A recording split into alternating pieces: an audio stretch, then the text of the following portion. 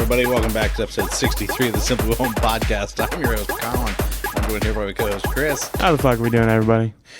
Let's get this shit good. We're just a couple of best friends who are passionate about all things. Let's wrap it up. Just coming on. I'm done. I did too. Yeah.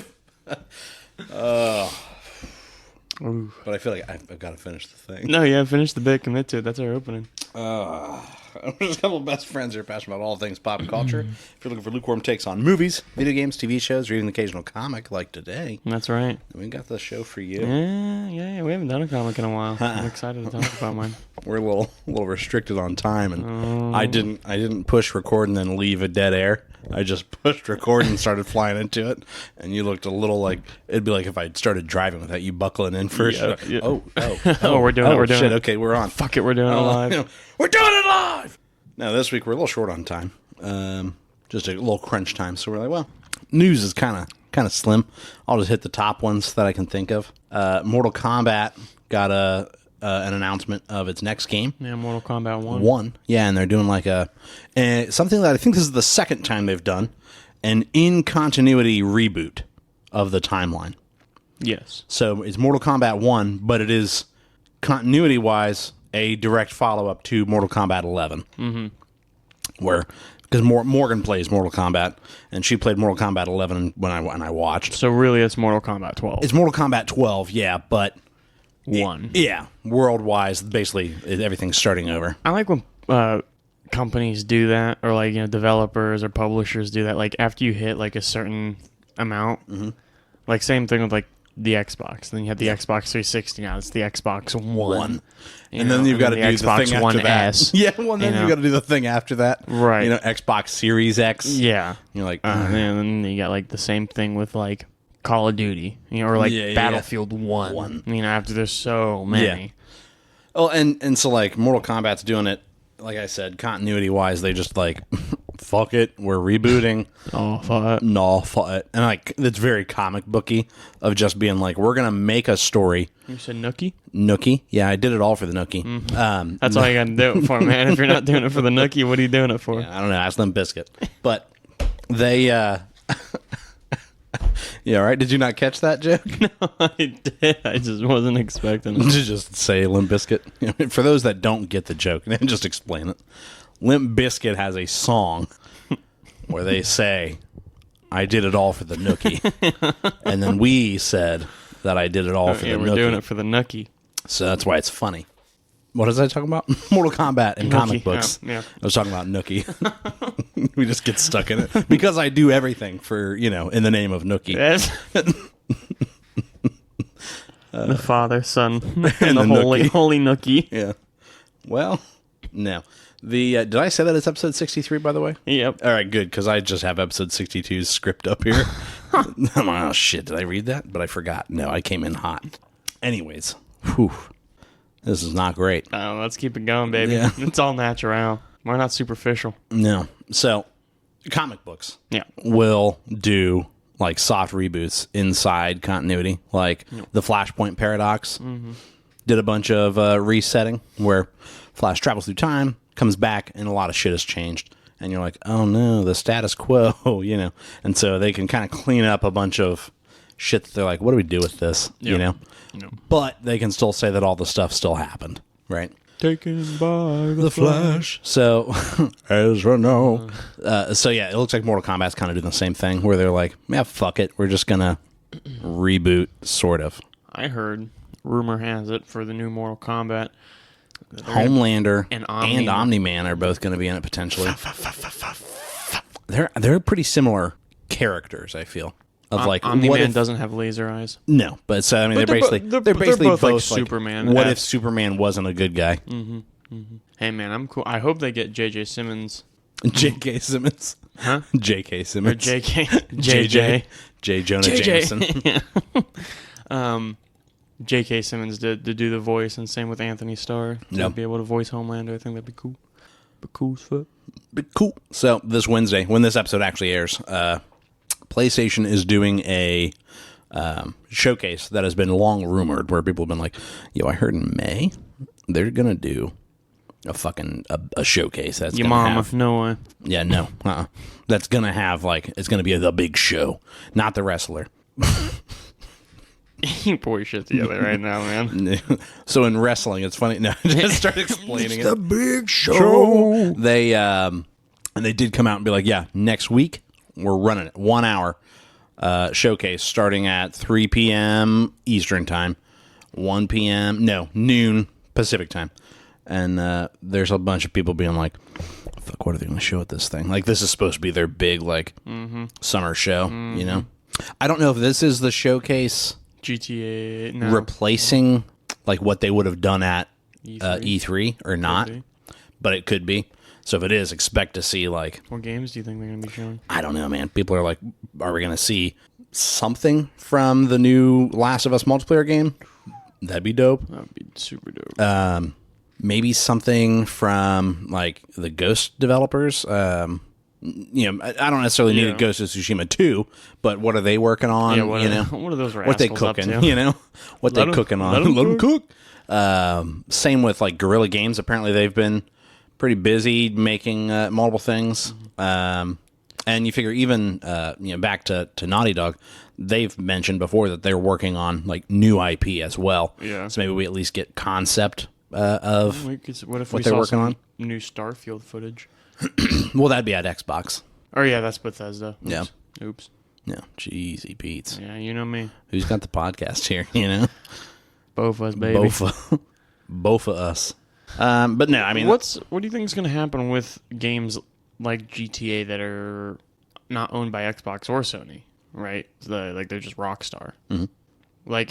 If E3 is kind of fiddling away, right? do you think that's something that they would show at, at this PlayStation event, and then if Xbox has, they'll probably show it at that. You figure too. Call of Duty is owned by Activision, and they've done a bunch of Sony exclusive things and stuff like that. I mean, there's not. It's just basically whoever's got the best deal. You know what I mean? I got a feeling a lot of stuff's been leaked for GTA 6, and they're going to start showing some shit. Yeah, I think they're going to start having to at least they got to trickle something out. But I do appreciate still winding back to Mortal Kombat a little bit. It comes out in September. Yeah. They just announced it now, and then they're like, you got 4 or 5 months tops to wait.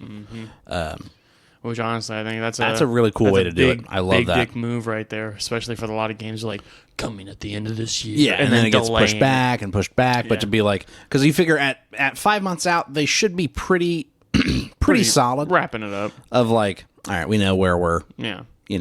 If they have to delay it, it might be we're going to push it back a month to polish. Yeah. But who knows?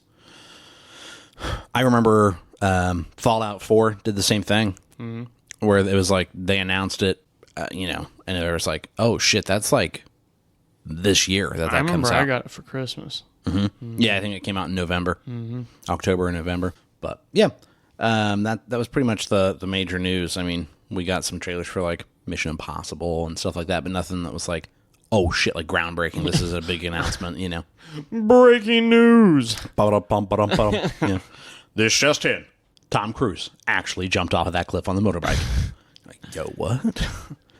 On the real side note, real quick before we dive in, I saw it was Instagram. Why do I feel like you're about to just tell me some horrendous shit? Fast X made $300 million. Yeah. Yeah. What the fuck? I've also heard nothing but garbage.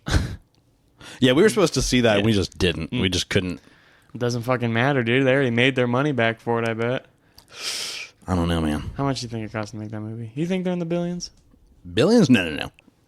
$7.9 billion just for this one part. I did see that the John Wick franchise passed $1 billion at the box office. Yo. Let's see here.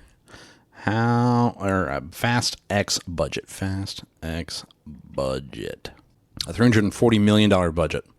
And then you got to double that for marketing. So nearly $1 billion. Yeah, that's basically a $700 million film. That is insanity. Yeah, well, just to see Jason Momoa blow up the Vatican with his arms outstretched as if he were Christ. Being crucified. Yeah. Well, originally I did write the Bible. And someone published it before me and they got the rights to it. Yeah, they beat me to it. But Sucks to suck. I had the second one all written up, and they don't have anything. So I'm shopping around the story of it, kind of like The Social Network, the people that stole the idea from me. Coming for you, John and Matthew, Whoever this King James fellow is. Yeah, it was this guy, huh? That's stupid. All right. Bible 2 coming soon. Bible 2 Electric Boogaloo. No, we are just going to jumping right into, Chris has gotten to catch up quite a bit on Jedi Survivor. Yes. Because his PS5 is up and running. Yeah, you want to tell them that? I mean, yeah, so PS5 just took a shit hard, and I think I've already talked about that. So eventually I was like, all right, I got to take this to work with me. And then on my lunch, I ran over to Best Buy, and it was a sweating mess. It was a hot day outside, right? I'm walking up. You look like you just killed somebody in the parking lot for this PS5 and you're hoping to get some cash. So, somebody needs to fix my son. I lost my receipt. My purse is here. And so they're like looking at it scratching. Yeah, they're looking this up, and they're like, "Do you have warranty on it?" And I was like, "Of course I did." I don't know if I did or not. I think I did. But so they're like, all right. And I was like, I got a game in there still. Make sure you get that out. Whatever you fucking do. I was like, it's a new Jedi Survivor. I don't care if you got to throw that shit on the floor. Get the disc. I told them that. And they're like, well, we don't. I'm like, let me take this to the Geek Squad. But if they can't get it open, we're not really sure what to do. And I have to throw it in the parking lot. You fucking break it open. What are you talking about? The lady was like, well, no, we can't do that because we have to send it back out for refurbishment. And I was like, well, my game's not going with it. So yeah, well, give it back. Yeah. I'll throw it down on the fucking floor. But so they're sitting there and they're taking it back, trying to get everything open, and the lady's helping me, and she's just like, I'm just going to give you a new one. And I was like, all right. I bet. Yeah. I'll let you. Yeah, and I didn't give her the controller back, so I got a free controller out of it. Suckers. Which, honestly, kind of a scam. I scammed them hard. I'm a con artist. You know me. They just infinite money glitch. You just keep taking back PlayStations. I don't know what's happening, man. It just keeps breaking on me. But no, yeah, so I got that, and then... And it's like the library card. They're finally like, you owe us 6 controllers. And I'm pawning them off. I got a trench coat in the back alley. I got what you want. Hey, trying to buy some controllers? But, and then literally I just sat down last night and just... What's the culmination of the Best Buy story? Oh, when they came back with the game, and they're like... So we plugged it in. I mean, it just turned on. Like, I was like, say psych. And I was like, nuh-uh. And they're like, yeah, we're not sure what was going on. And I was like, do you have my game? And they're like, yeah, here you go. And I ran before they could. You just speed away. Rustled again. Just speed walking out to my car. Fucking pictures up at Best Buy. They're like, don't fucking stop. I'm blacklisted. Stop them from coming in. You'll fucking get all the controllers. I come in with a big phony stash. My PS5 seems to be broken. We just go in. I'm on your shoulders in a trench coat. We're just 10 feet just tall. a 10-foot tall man. We're teetering. Like, hello, sir. I'm a normal average man. Good day, ma'am. I'm here for an exchange. So, I figured you just start us on Jedi. We won't get too... Yeah, I'm not too far in them. Yeah, and we won't get into too thick and gritty on it. Just kind of an update of where we're at and like our thoughts on it so far. Because I mean, we've said like what you've been thinking about. Yeah, like we've been playing it a whole bunch, but we haven't really like given deep thoughts into it quite yet. I've been grinding the side content hard, and you haven't been. No, because I tried to in the beginning, and you're like, "No, man, just play the main story." So I'm not playing the main story. I have been doing a little bit of the side content though. We'll talk about it later because one of my planets is almost done. But you're starting us about Jedi. Well, yeah. So, did we want to go in depth of like chronological order, or since we're just kind of like spitting at it, like some moments we wanted to share and stuff like that? Yeah. In Survivor, yeah. For people who don't know, like the whole concept, the big bad guy isn't. Are we just hopping right into spoilers for it, or are we trying to keep it easy breezy? Fuck them, we'll spoil it. All right. So the main bad guy, to my knowledge, is what's his name? Danny Reagan. What is it? David Spade. Yeah, it's David Spade. No, it's Darna. Yeah, Dingleberry. John Jacob Jingleheimer Schmidt. No, I can't So think John of Jacob Jingleheimer Schmidt is when he was in the Bacta tank, and he's like, in the what? the Bacta tank? The Bacta tank? Bacta. Bacta. The Bacta tank. He's in the Bacta tank, which we did He's make. in the spitting tobacco tank. I did make redneck Cal, by the by. Yeah. We'll have to post that picture. Yes. I mean, Yes. not that we didn't invent the idea. No. They put a mullet in there and the extended stash. They had to know. You gotta throw the goatee on. Yeah. But so he's in the back of the tank, and you're kind of like touching up all on the tank. You heard me. And You you don't just can walk up and touch a man's tank. Oh, he was grabbing that tank. I mean, and getting all in the force and getting in his memories and kind of seeing what was going on. But then John Jacob Jingleheimer Not a Schmidt sponsor. was able to, not a sponsor, was able to kind of realize, you're not supposed You're to not be supposed here. to fucking be here. Let me out. And so Cal's like, I bet. Yeah, big fucking bet. Lets him out, and he comes out, and he's like, oh, what happened? Yeah, and he's from the High Republic era. Yeah, he's old Yeah. man. And then you get to straight up see him talk about this planet past the abyss, which is, you know, in the Tanalor. And the short run of it is basically just a planet that's looks like it's through a black hole. Yeah, through like a nebula of sorts. And it's untraceable. Yeah. So I mean, it's a nice place to hide from the Empire. Mm-hmm. And he starts to talk about how the Council kind of shut that down. Yeah, and, for some reason. Yeah, for whatever reason. I don't truly know yet. And then we get to see him make his lightsaber bleed. Ooh, yeah. Yeah, he I just love how quick he's like, yeah, you know what I'm going to do real quick here. Go ahead and make this thing red. And on the real, I whooped his ass. Yeah. Like, hard. Like, I don't think I used a single stim. You'll fight him again. Oh, I'm sure I will. I mean, he also only had one arm. Yeah. But I was like, am I about to beat this guy right now? And, like, Just wrap it up. fucking credits. Yeah. Hang up the belt, you know?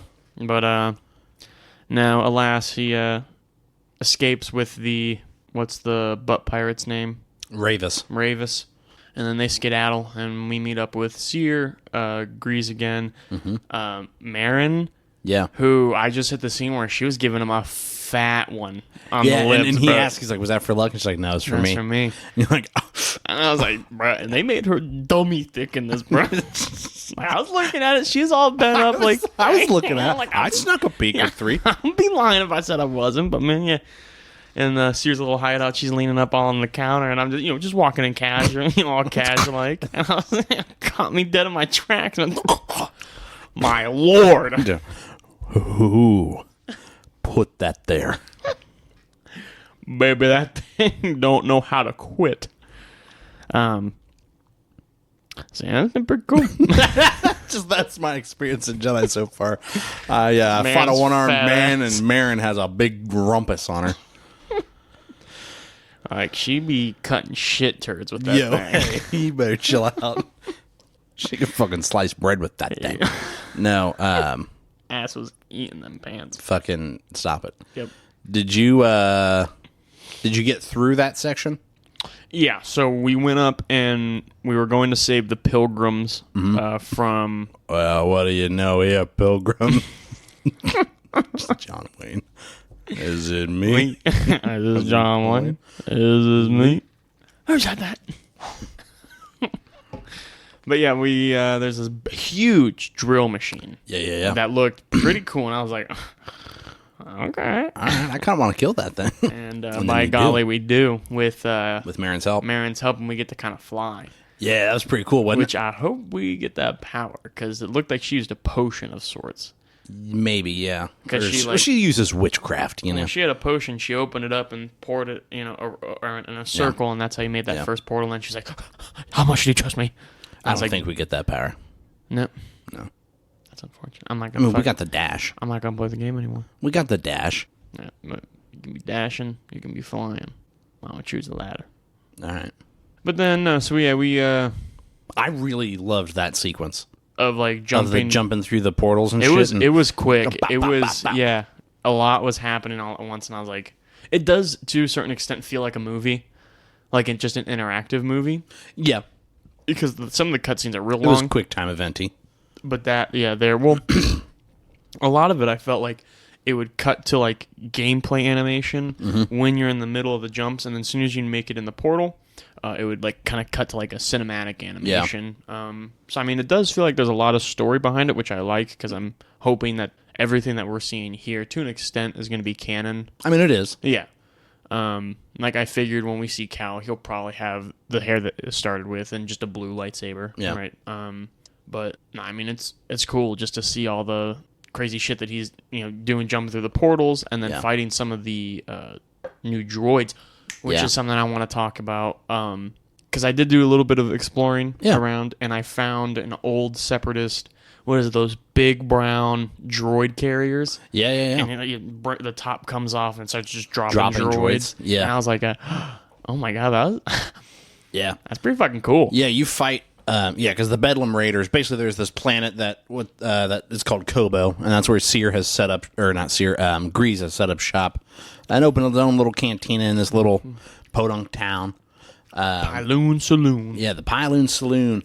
Named after his grandmother. Yeah. Great-grandmother. And you, basically over the course of the game, you kind of fix it up a little bit, mostly just by inviting people there. Yeah.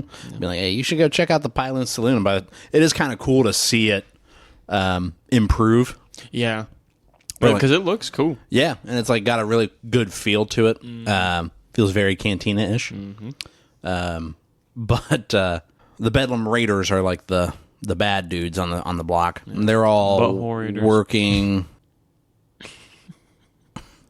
You what now? He said the Bedlam Raiders. Yeah, the Bedlam Raiders are all working for Ravis, I think, maybe. Yeah. And then, in turn, I guess now they're working for Dagon Guerra. What's his name? Dagon... Dingleberry Bear. John Jacob Jingleheimer Schmidt. His name is also my name, too. But, they're all working for him. So, they're the big baddies. And they're... But, like, what are they working for? Because, like, how does this man have money? Money. How? Money. How does he have money? Power. How? Force. Okay, Cal's got the Force. I guess he's fucking... Cal got in the wrong fucking business, my man. I'm going to tell you, my dude. He needs to be capitalizing on that. He could start a fucking, crime syndicate and make money. It's true. I know. That's why I said it. So... Yeah, the Bedlam Raiders just fucking are mean guys. But they have a bunch of Republic era gear. I mean, droids, battle droids, things like that they've, I guess, reprogrammed. Looks like it. Yeah, seems that way because they're, like, loyal to the Raiders. Mm-hmm. And they all got that paint on them and stuff like that. They got that thing on them. They got some things on them. Yeah. There's, like, the CX droids, which are, like, the real athletic ones. Those are the commandos. Commando droids. Yeah, not cool. Yeah, I don't like... lately, I feel like I've been struggling with the Magna Guards, the ones that Grievous had. Yeah. You can chop off their head and they'll still be able to function. They have those, but they're, like, big. And those things are fucked up, dude. I just pull out my not... Pull out my blaster. I just start blasting. No, but I pull out my dual wield, or my... Double-ended saber. Yeah. And I'll just start fucking spinning the fuck out of it. Palpatine them and just... Just fuck them up, and then I'm like... Get the fuck out of here.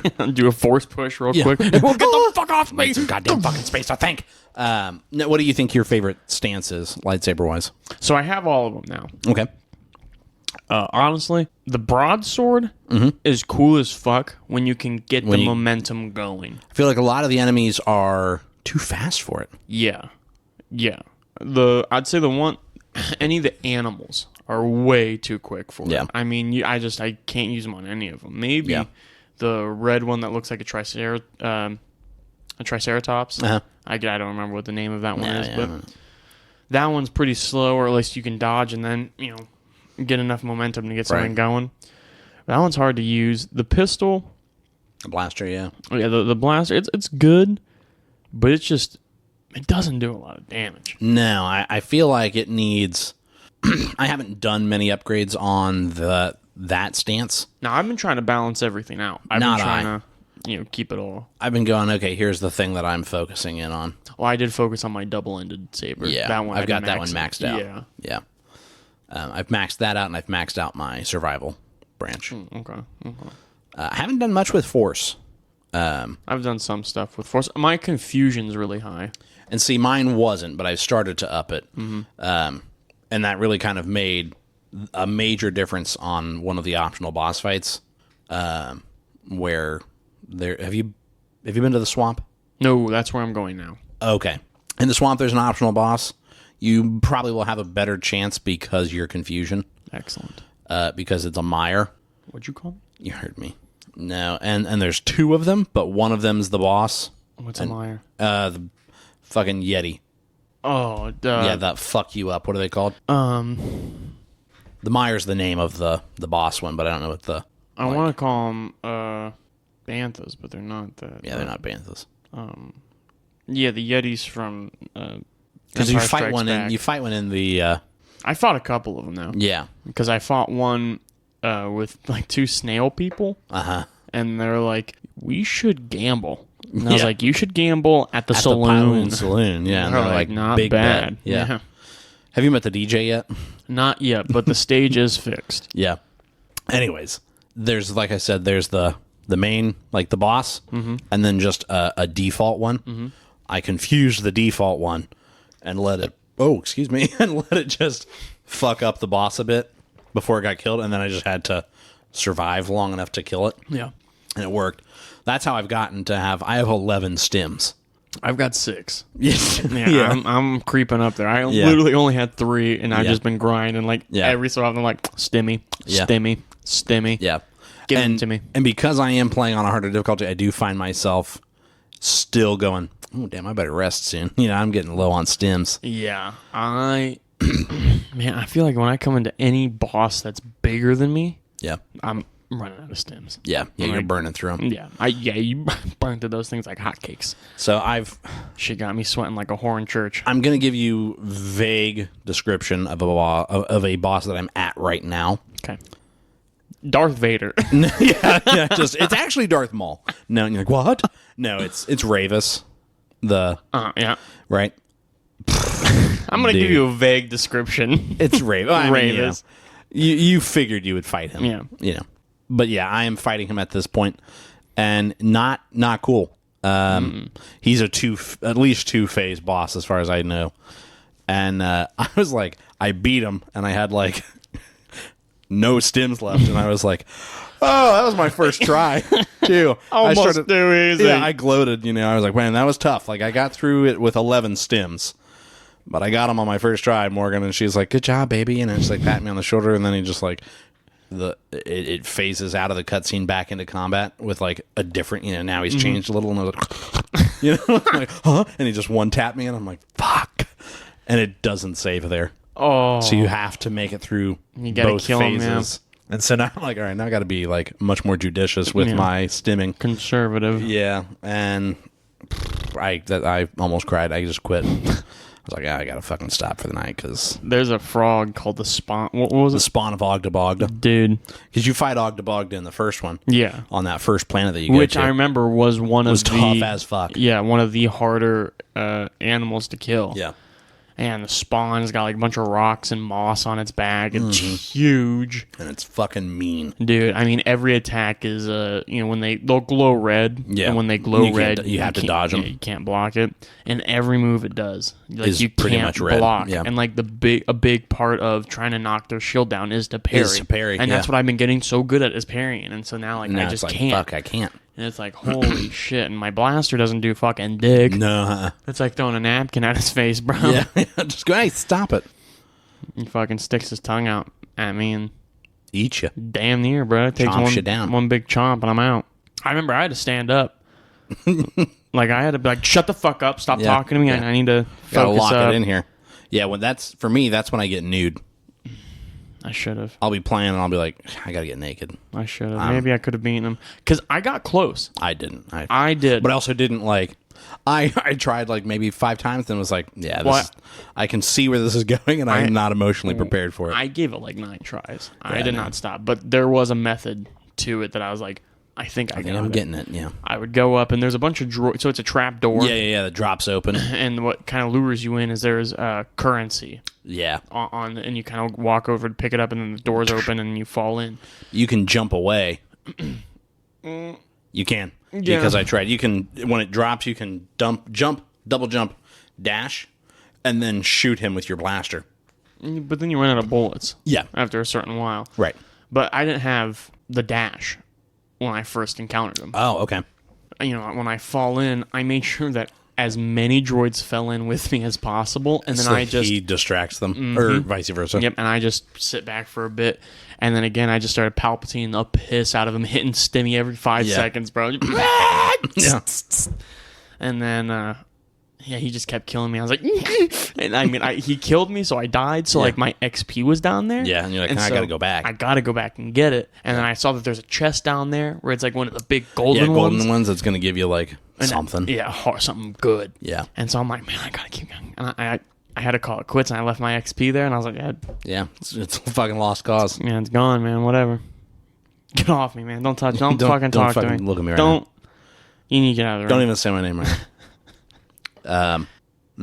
I do like how open Kobo is, Yeah.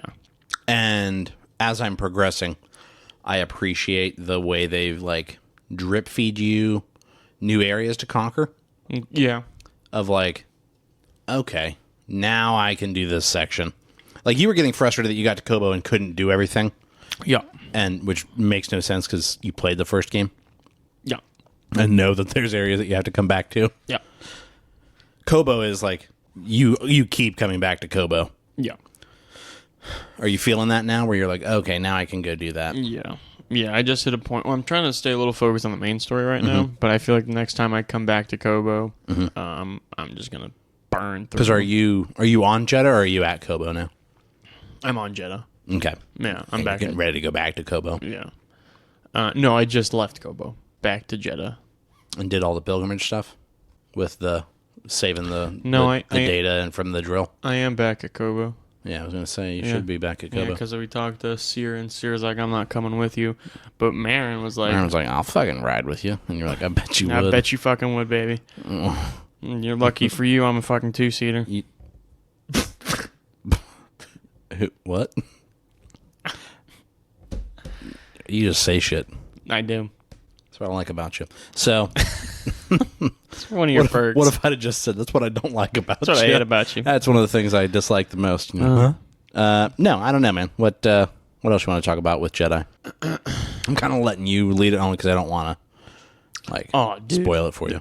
Wow, that's pretty embarrassing that your voice just cracked like that. I'm a man. One of my favorite things. Or I should say least favorite things was whatever that sand monster is. The little Where you have to scorpion. like, stay up on the rocks. Oh, yeah, technically them, I should Yeah. say. But they'll come out of the sand and you'll fight them, and they're like scorpions, but they got one big arm. One big fucking claw on Dude, them. and you just can't shoot them. Like, No. bing, bing, bing, bing. Dude, those things are scary. Yeah. I look at those, I'm like, those are cool looking aliens. In the cantina or the saloon, Yeah. we find Cage, Yeah. who is the same species as Kit Fisto. Yeah. I want to know more about that. Do we know more? Because I mean, Kit Fisto's species you don't see too often. So I mean, they don't get into it of like, is she related to or nothing like that? No, I don't think she is. She is in like the bounty hunter stuff. Oh yeah. No, I went over to her and I was like, give me all the fucking bounty hunter shit you got. Yeah. I got a bunch of scrolls. I think I got 13 scrolls. Yeah, and there's I don't not know that what, much good shit in Jeddah to I was gonna buy. say, I don't know what to do with them. So there's a store in the Jeddah like sanctuary, Okay. but there's not that much good shit there. I'll level with you. Mine. I mean, I'll just buy everything because I got shit now. I think it's mostly if I recollect correctly, it's mostly lightsaber pieces. But I'm not like I love how much customization there is for like the saber and the blaster and all that. You don't really see it. I'm always customizing that shit. Yeah, are you? Oh. Yeah, I stopped. I got mine. It's like a dark wood oak color. But the handle has like a... I just got a material that was called bumpy rubber, and I was like, Yeah. That's what they called me in high school. Yeah. Bumpy rubber. Bumpy rubber. Bumpy rubber, I barely know her. But, yeah, and the middle's all like golden, and it's like, it looks like kind of old Republic era. Okay. And it looks pretty dope. And then my BD units all He's like Coruscant, black and black gray, and he's got that gold accent on him. Like I was saying, he's looking good. Yeah. Yeah, and then A little too good. Cal, I got running the tactical top. Okay. And he's got. I'm able to change colors now. Yeah. And it's like almost like a yellow. Yeah. And then I have the commander pants. Okay. And they got like the knee pads on him and shit like that. He looks pretty good. He looks like a warrior right now. Yeah. I got him in a warrior arc. Yeah. In a warrior arc. I've got my guy, Cal. Naked. Cal. In the buff. Nude. Just as nude as can be. He's as bare as the day as mommy birthed him. No, I've got him with the swept back hair and the fucking... He's got the undercut right now, my Cal. Your Cal? Yeah. Yeah, when I put him in the undercut, I had him in the jacket. I got the, what is it, the one where he's got the handkerchief on it and it's like a little vest and it's like got the shoulder pads on it. I like that one. I think that one looks pretty cool. Yeah. But right now, I've got Cal wearing just like, I think it's called maybe the Wanderer shirt? Oh. Where he's got the wraps on his hands. In the bag? No, that's the jacket. I like that one too. But so the shirt, he's just wearing like a textured, like 3/4 length sleeve, and he's got wraps around his wrists. Yeah, I and remember up you his showing me palms. that one, yeah. And so I've just got him with that and then like some bandoliers on him. And he looked kind of like he's just out exploring and ready to fight. Yeah. You know? Kind of rough and tumble. I like that. But they added Jedi mind tricks.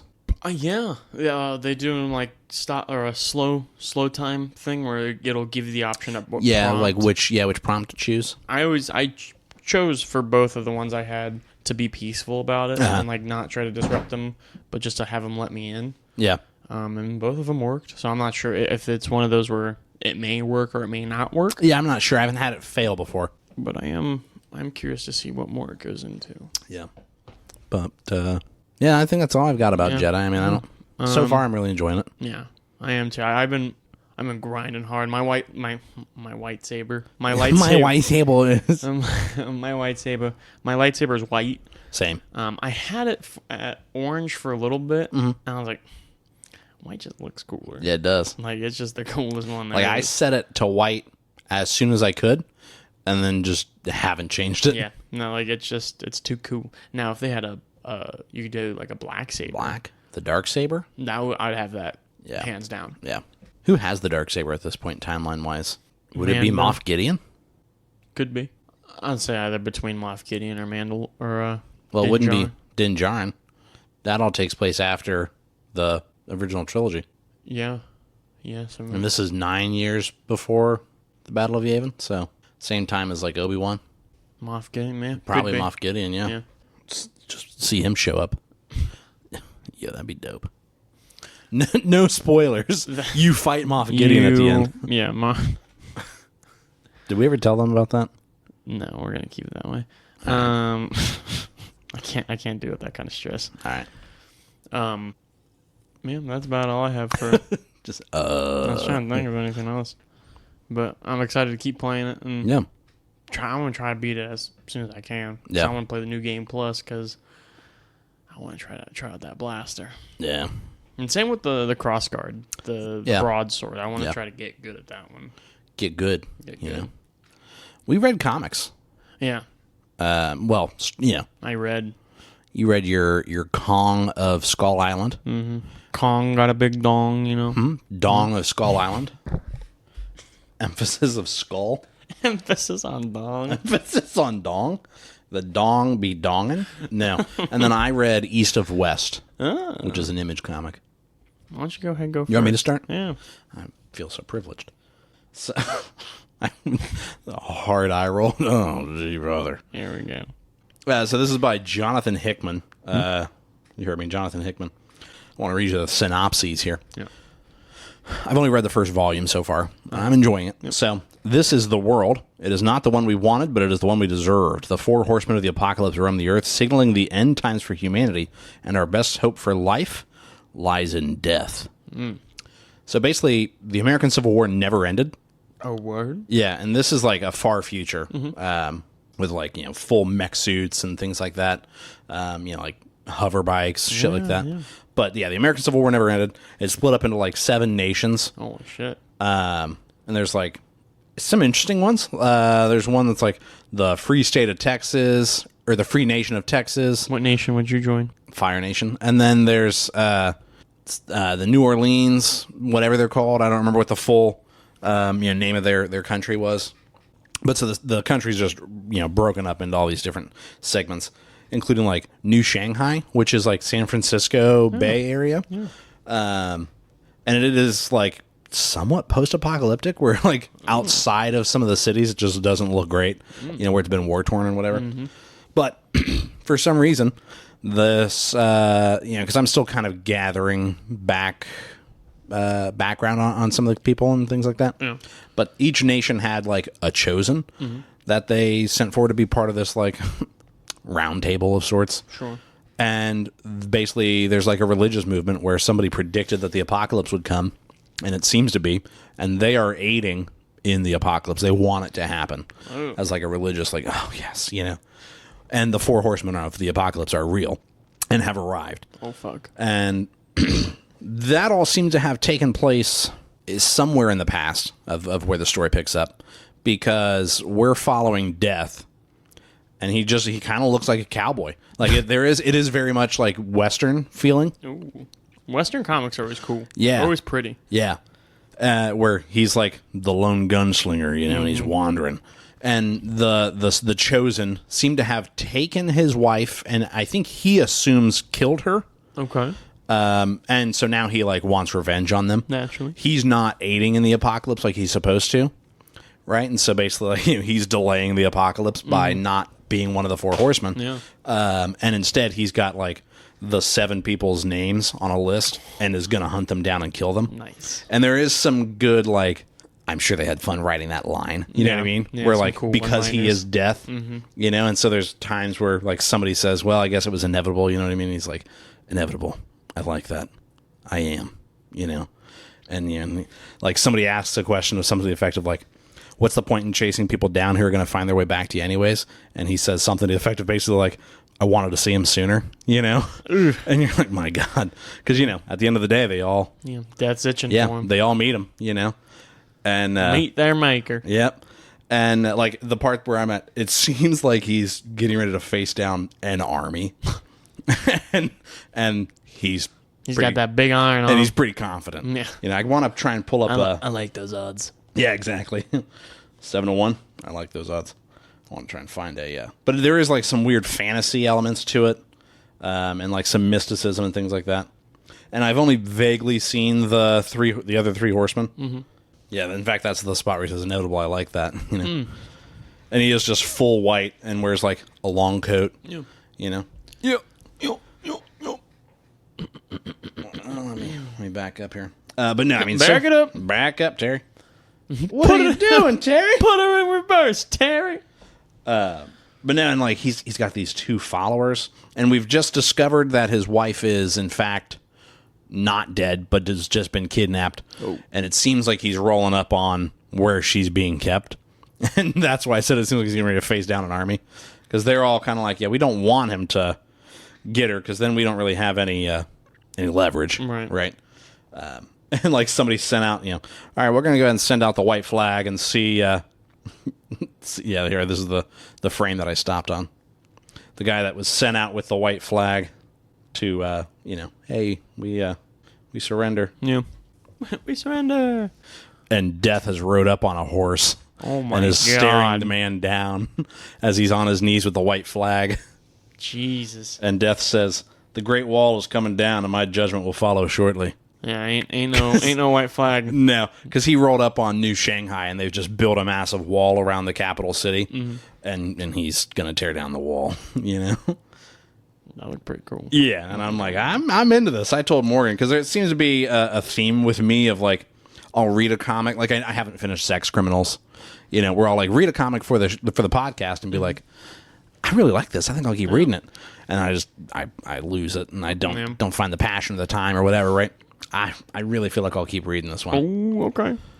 Just because I like the concept, and so far I like the energy that it brings of like that, like I said, just that spaghetti western. There's some good western vibes, and just the weight of we are being pursued by Death, the man, the myth. the legend, the White Rider, you know, and Scott Sterling. and no, and it's pretty cool. And I did find myself doing some like, I'm not fully following this, you know, like where there'd be some back and forth and of some of that like high concept fantasy stuff of, like I said, of like the Seven Chosen, and they're all talking about where they're from and all that, and I'm like, they've kind of lost me a little bit, but I'm gonna keep reading, keep pushing through, and I feel like it'll all pick up for me. Where I see them again and they come up again and things like that, and I'll follow back along. But so far I'm enjoying it. Love the art style of just. It looks cool. Yeah, it's very. We'll have to post a picture of both the comics that we're reading on our socials. And I wanted to show you the cover of it because it's very minimal. It like kind of reminds me of like a VHS cover of a Western. Oh yeah, East of West. You know, that looks pretty. It looks like a Clint Eastwood. Yeah, and I do wonder if that was intentional. You know, but like I said, it's written by Hickman. I was trying to see who the art was by because I really, really like the art. Nick Dragata must be the artist. Nick Dragata and Frank Martin. Frank Martin. I smoked pot with Frank Martin. No, you didn't. It was me. No, you didn't. What is it? It was me and it was him and Sloan Kettering, and we were blazing that shit up every day. But yeah, no. So check it out. It's on Comixology. If you can find it elsewhere, I'd probably find it elsewhere. So we don't support Jeff Bezos, but. Yeah. And what'd you read? I read Kong of Skull Island. Yeah. It was purchased at a local comic shop that I went to, which I've been meaning to go there for a long time. And I finally went in. Cool little place. Yeah. Right. They sell like pop figurines. They got like a little section for like people who play like Magic and stuff like that. But then just the big portion of it is just a bunch of comic books. Yeah. So I got this one, and I'll read you. Well, it was written by James Asmus and Carlo Magno. Okay. Who it looks like could have just been, I'm not saying the original, but maybe a spin-off series. Looks like Carlos Magno did write Planet of the Apes and made a comic book out of it. Okay. Yeah. So this is here. This one's in the very beginning. The synopsis is two fractured and combative civilizations are forced to unite when their islands are destroyed. Washing up on the shores of Skull Island, they must defend their people against the endless horde of dinosaurs and monsters. With the help of Kong lies hope for survival. Okay.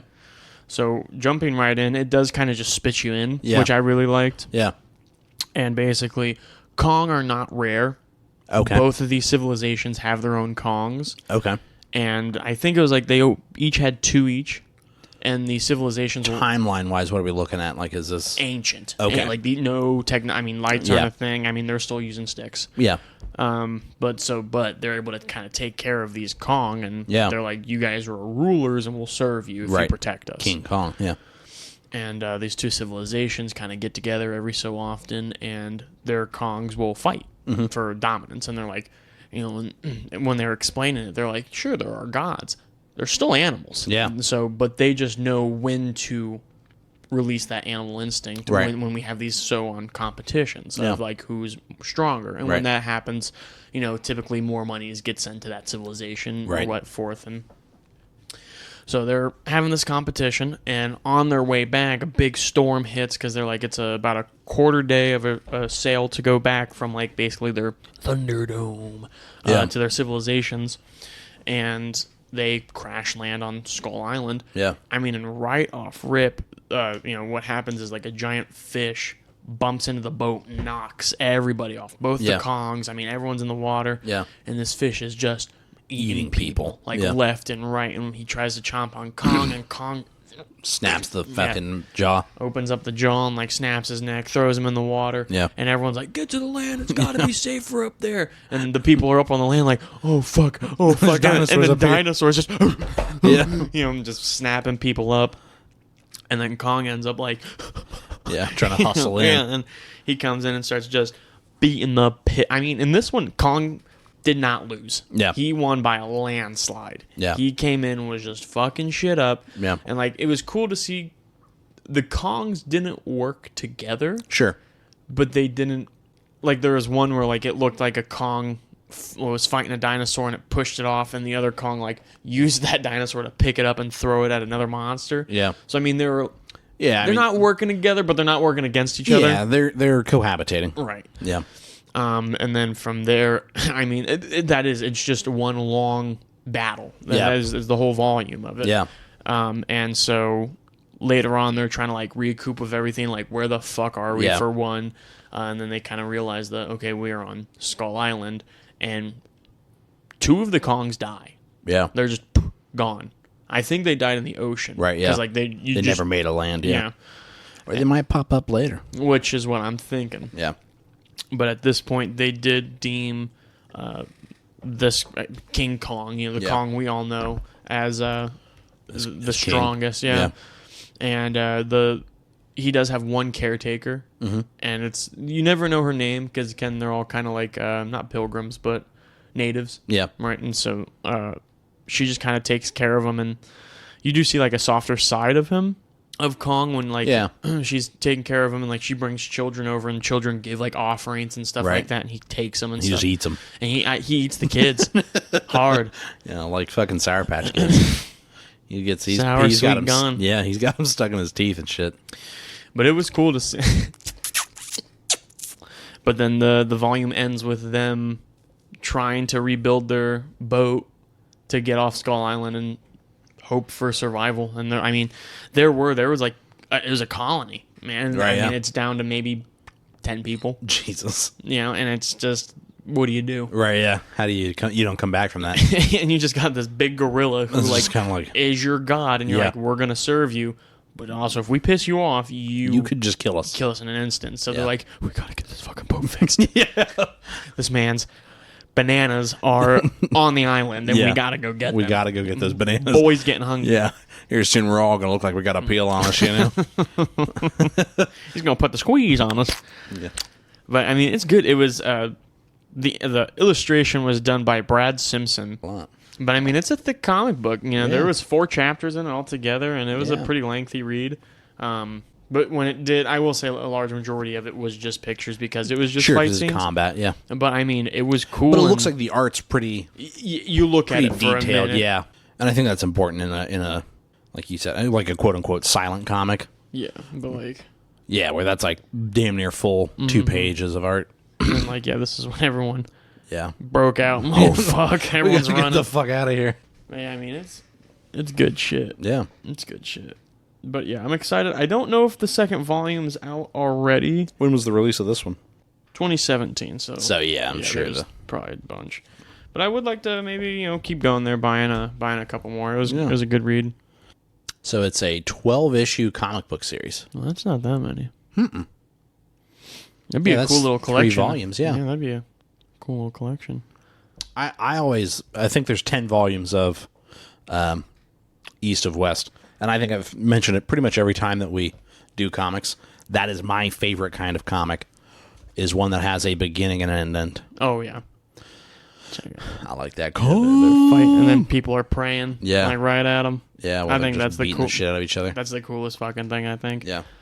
Yeah, we'll be posting pictures of everything on the socials for you guys. Yeah. But yeah, if you can get a comic that has a beginning and an end, that's perfect because you know that you're getting into something that you can finish. Yeah. Because that's one of my biggest gripes about superhero comics a lot of times. Is that it's like, first of all, there's so many of them, and you're like, which run do I read? Yeah, where do Is I there start? like prerequisites to it, To understand the Amazing Spider-Man that started in 2017, you have to have read the Spectacular Spider-Man issues 27 through 13, through 32. That and you're like a fucking headache. I don't want to have footnotes to know what's happening. So if you're going to have something all self-contained, that's awesome. Yeah. But what you been thinking about? Well, did you have anything else you wanted to add to the comic book? And honestly, I mean, my comics and my Jedi, like that's all I've been doing. Yeah. I didn't really have a what I've been thinking about. Yeah. No, that's what you got. I think what you meant to say is, welcome back to Chris's Scripted Corner. I'm your host, Chris. This week. Huh? Well, I'm listening. Oh. Give me a dirty ass fucking look. No, I thought I saw somebody at the door. You're capping. I feel like I saw a face. It's all capping. Just keep going. Did that give you goosebumps? No, not really. try. So this week, we're actually going to be talking about Bob Lazar, if you're familiar with him at all. I'm not. So Bob Lazar was, he's a conspiracy theorist and a physicist who claims he was hired in the 1980s to reverse engineer extraterrestrial technology. Okay. And I know it kind of sounds like hokey dokey, and like there's a lot of people that says it's a hoax. This man gets in some pretty hard specifics that I'm looking forward to talking about. No. So he came out and he said that he worked specifically in a secret site called S4. It was a subsidiary installation allegedly located several kilometers south of Area 51 Air Force Base. Yeah. He said that the alien craft that the U.S. government briefing documents described was an alien involvement in human affairs over the past 1,000 years. Okay. I was like, okay, that's 1,000 years is a long time, Yeah. but I don't think So we're that's... getting into some ancient alien stuff.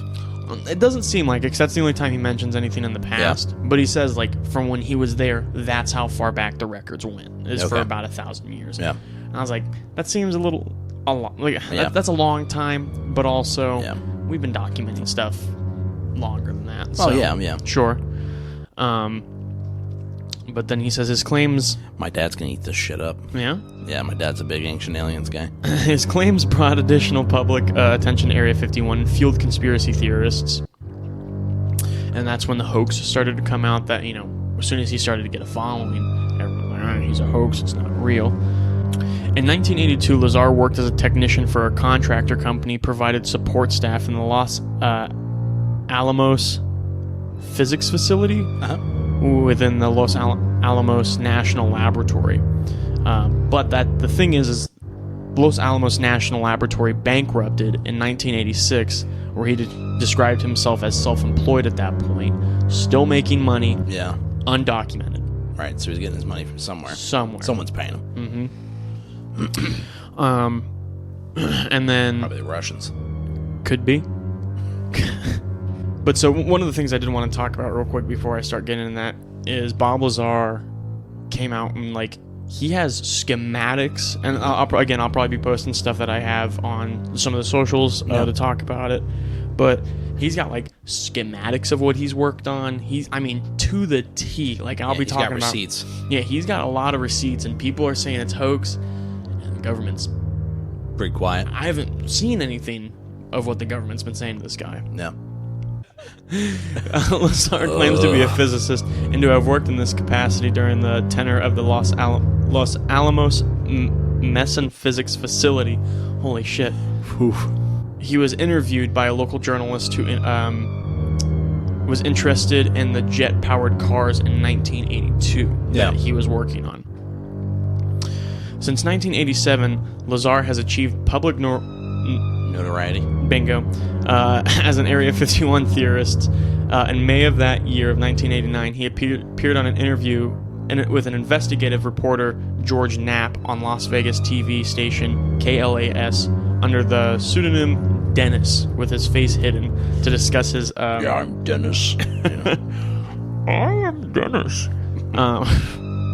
During his employment at quote-unquote S4. He claims that the said facility was adjacent to the Papoose Lake, which is located south of the main Area 51 facility at Groom Lake.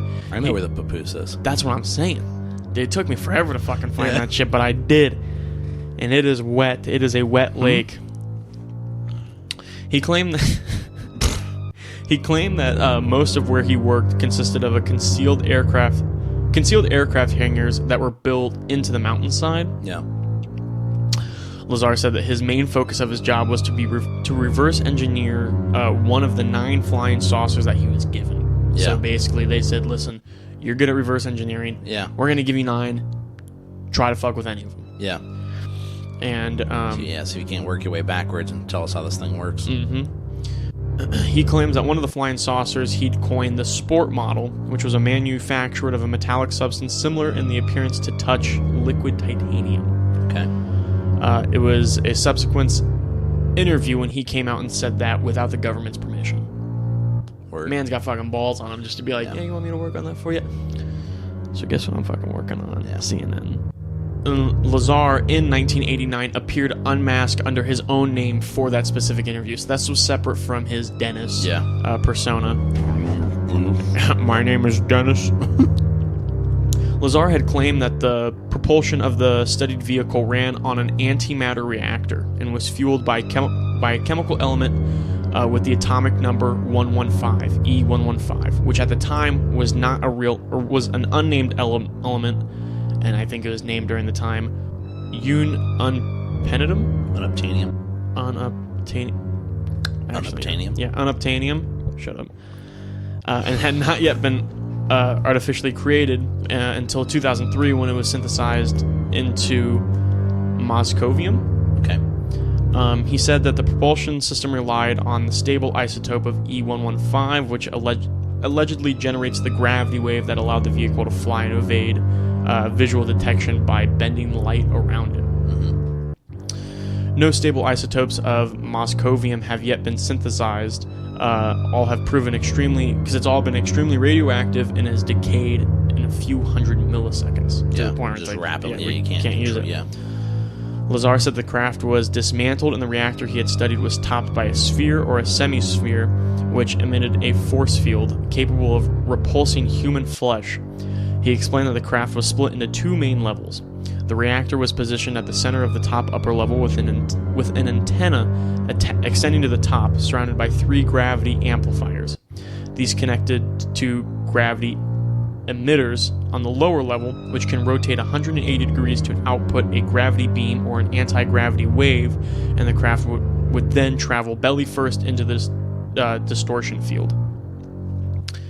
That's a lot, but I mean, going through, I don't know about you, I think I have a pretty creative imagination. It helped me a lot in middle school.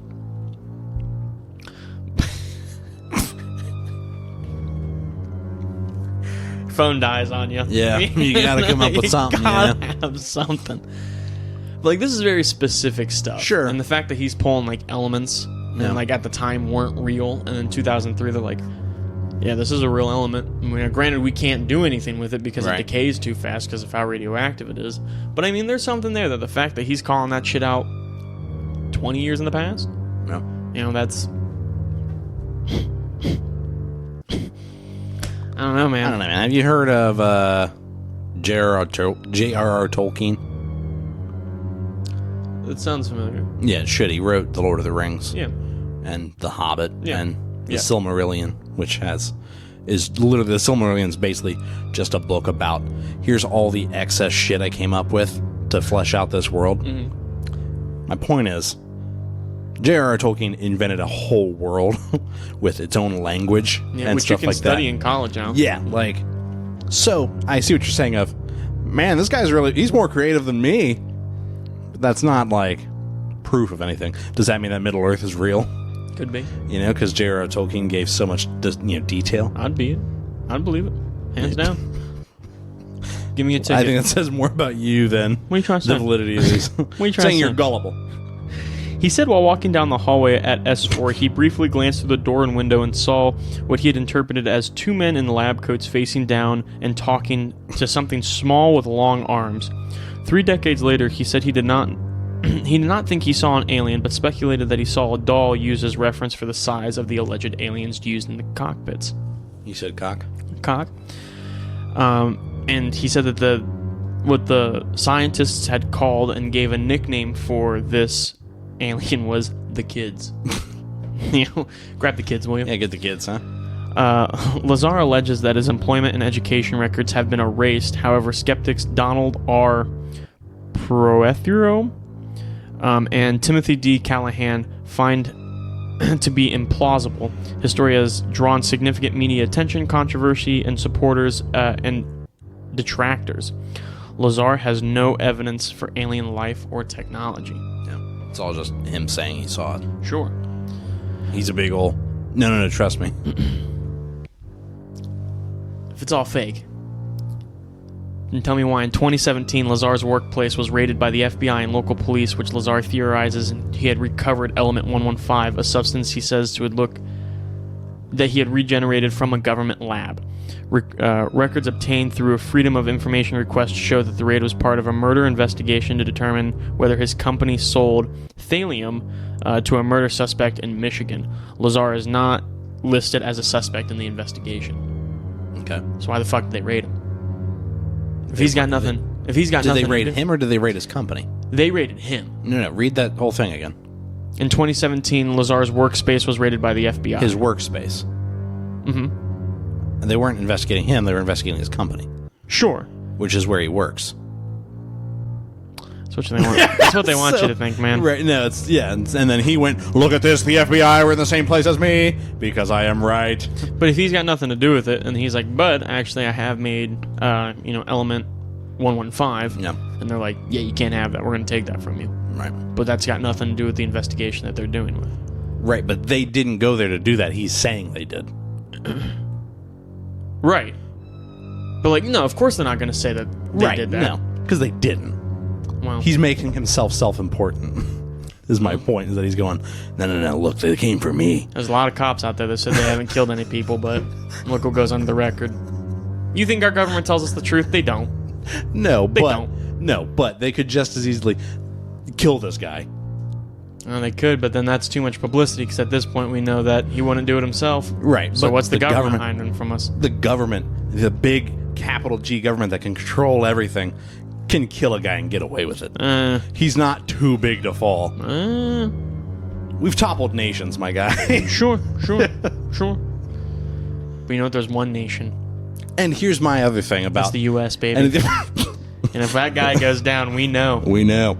No, so Those here's my alien thing. believers are going to rise. The problem with any of these conspiracy theories is the bigger the conspiracy, the more people have to keep it secret, right? There has been a couple of cases that I know I've two of them I'm thinking specifically that I've read here on the podcast. One about the guy who came out and had all the burns on his chest and stuff like that, and said that he ran into an unidentified flying object. Now, was that the fire in the sky one? No, that was a different one where he's got burns all up on his stomach and his chest, and they look like they're in weird patterns, and there's photos of it. Yeah. Said he got visited by two men saying that he has to redact everything that he said or else, Yeah. and he didn't. And then coincidentally, a couple days later, he was found dead in a rocking chair with wire around his neck. Yeah. And they said it was a suicide. Yeah. I don't know about you, but I don't think you can... They could do that to that guy. Right. So my thing is, they killed that guy. They could just kill this guy. I'm thinking, well, if they did, how much backlash would they get from it of like, oh fuck, what did he say that made them go, he's got to be gone. You got to take him out. I don't know. So the only thing I run into is the only people that are like watching him close enough to be like, they got him, right? Aren't they're the quote loud crazy minority, right? Mm-hmm. So okay, the people that we already think are crazy tinfoil hat guys screaming, look what the big government did with our tinfoil hat. Fucking that's just Tuesday, you know what I mean? Mm-hmm. So they could kill him and get away with it and just chalk it up to we don't know what they're talking about. He got pneumonia. Yeah, right. Yeah, exactly. And all of the people that are his followers are going to be like, the government killed him. And, the people that don't believe it, like myself, would be like, yeah, or he was a fucking unwell, right? And he died, I don't know. I'm saying they can brush a death under the rug. I don't know. Yeah, I don't know, man. You'll get me one day, but this wasn't the one. You didn't sell me. Sorry, Chief. I'm just going to bring home an alien one day. Then I'll go, okay, who's in the costume? I just still, the alien is dissecting me, and I'm like, oh, real funny. Oh, yeah, prank's over, guys. Morgan, take off the mask. Yeah, it's just Morgan. What for fire in the sky? They're fucking shoving the tube down his throat and throwing the black goo in his mouth. That movie was gross. Yeah, it's a scary movie. Yeah, just that scene, like, oh yeah, I remember watching that scene. I mean, that movie came out in the 90s. I remember watching that from a young age, and that scene scared the piss out of me. That's all I had on Bob Lazar for now. There's a lot to go in, and he's got a bunch of books that he published that I think I might look into. Do you think he made money off of them? Off of the books? Sure. Do you think he's made a lot of money being the tinfoil hat alien guy? I don't think a lot of money. Do you think he's made more money doing that than he did, air quote, working for the government? No. You don't think so? Because it looks like he's only written 3. Yeah. And then he just hasn't written any since. Does he make any public appearances?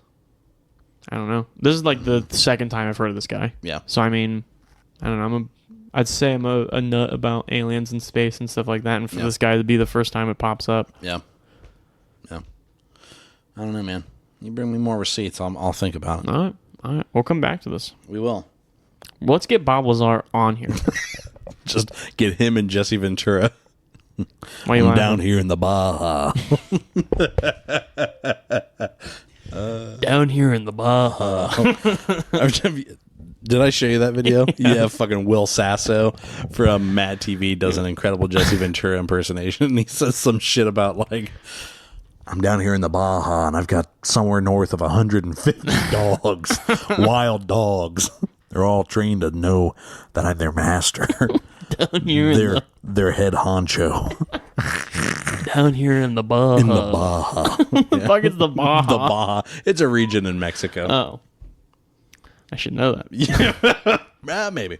But anyways, that's all I got. We want to thank you guys so much for your attention and support. If you guys enjoyed this episode, be sure to give it a great review. Tell your friends about it. Obviously, share us on social media. Word of mouth is a big ol' help. Make sure that you're liking, following, subscribing on your audio streaming service of choice. That way you get notifications when we post.